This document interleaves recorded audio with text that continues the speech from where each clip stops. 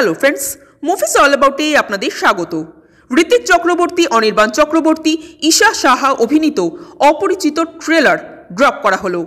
পরপর 3টে টিজারে গল্প যেভাবে দেখানো হয়েছে বা সিনগুলোকে আমরা যেভাবে দেখতে পেয়েছিলাম, ট্রেলারেও কিন্তু মোটামুটি সেগুলোই দেখানো হলো। ট্রেলার আমাদের আলাদা করে তেমন কিছু প্রোভাইড করতে পারল না।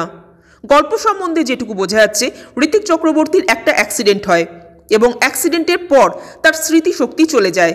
এই অ্যাক্সিডেন্টের ইনভেস্টিগেশনের দায়িত্ব পড়ে পুলিশ অফিসার অনির্বাণ চক্রবর্তীর ওপর। অনির্বাণের মনে হয় এটা নিছকই একটা অ্যাক্সিডেন্ট নয়, বরং ঋত্বিককে খুন করার একটা প্রচেষ্টা। ঋত্বিক নিজেও অনুসন্ধান করতে থাকেন যে কে তাকে খুন করার চেষ্টা করেছিল।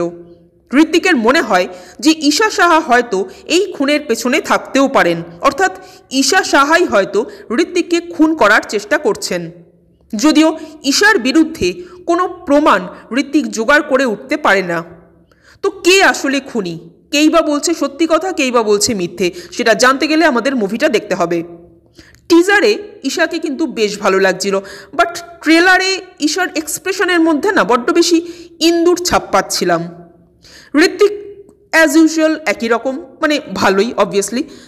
অনির্বাণ চক্রবর্তী আবার গোয়েন্দাগিরি করছেন, তবে এবার একেন বাবুর হাসির মোড়ক থেকে বেরিয়ে তিনি একজন সিরিয়াস পুলিশ অফিসার।